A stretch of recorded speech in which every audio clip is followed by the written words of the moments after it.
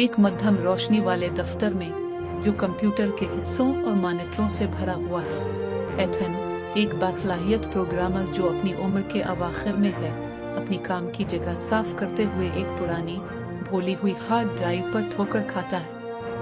तजस्सुस में मुब्तला होकर वो उसे अपने कंप्यूटर में लगाता है और एक छोड़े गए वर्चुअल रियलिटी (VR) सिमुलेशन का पता लगाता है।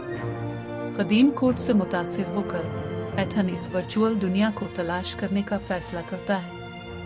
एथन अपना VR हेडसेट पहनकर सिमुलेशन में दाखिल होता है। वो खुद को एक पुरसुकून डिजिटल मनाजिर में पाता है जो 1900 की दहाई के अवाइल के एक कदीम कस्बे की याद दिलाता है। जब वो खाली गलियों में चलता है तो उसे एक पुरस्रार मौजूदगी का एहसास होता है। अचानक एक भूतनुमा शख्सियत लेना इसके सामने आ जाती है। वो बताती है कि वो और दीगर लोग डिजिटल भूत हैं, इंसानी शऊर को वर्चुअल रियलिटी में अपलोड करने के एक भूले हुए तजुर्बे के बाक़ियात। लेना एथन को एक डिजिटल लाइब्रेरी में ले जाती है जहां दीगर डिजिटल भूत मुकीम हैं। वो इससे मार्क्स, एक पुराने स्कॉलर, और इलीना, एक नौजवान आर्टिस्ट, से मिलती है। वो अपनी अफसोसनाक कहानियां सुनाते हैं कि वो किस तरह इस वर्चुअल दुनिया में फंसे हुए हैं। तजुर्बे की नाकामी के बाद वो एथन से मदद की दरख्वास्त करते हैं क्योंकि वो दहाइयों से तन्हाई में मुब्तला है। हकीकी दुनिया में वापस एथन पुराने प्रोजेक्ट पर तहकीक करता है और सीखता है कि शऊर को अपलोड करने के लिए इस्तेमाल होने वाली टेक्नोलॉजी तजुर्बाती और गैर कानूनी थी।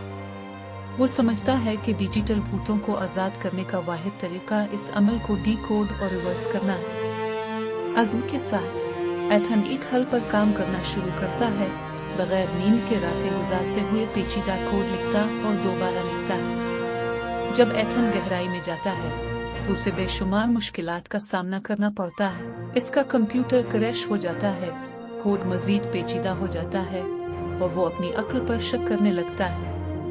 एक खास तौर पर मुश्किल रात के दौरान एथन का सामना मिस्टर हार्पर से होता है, जो प्रोजेक्ट के असल तख्लीक़कार हैं, जो उसे मुदाखलत से रोकने की वार्निंग देते हैं। हार्पर इंकिशाफ करता है कि भूतों को रहा करना गैर मुतवक्के नताइज का सबब बन सकता है क्योंकि उनकी डिजिटल शक्लें इंसानी फहम से मावरा हो चुकी हैं। इंतबात के बावजूद एथन अपने जज्बे के बाइस आगे बढ़ता है। वो कोड का एक छुपा हुआ हिस्सा दरियाफ्त करता है जिसमें डिजिटल भूतों को आज़ाद करने की किलीद होती है। नई कुव्वत के साथ वो इस दरियाफ्त को अपने प्रोग्राम में जम करता है, एक वर्चुअल दरवाजा बनाता है ताकि भूत इसके जरिए गुजर सके। एथन सिमुलेशन में दोबारा दाखिल होता है ताकि खुशखबरी लेना, मार्क्स और इलीना के साथ बांट सके। वो सब कस्बे के चौक में जमा होते हैं जहां डिजिटल दरवाजा एक चमकदार पोर्टल की शक्ल में जाहिर होता है। एक एक करके डिजिटल भूत इसमें से गुजरते हैं।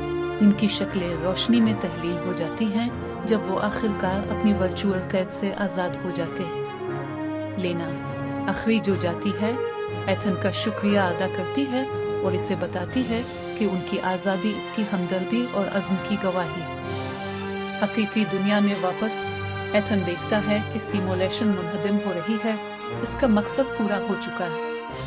थकावट लेकिन मुतमईन वो अपना कंप्यूटर बंद कर देता है।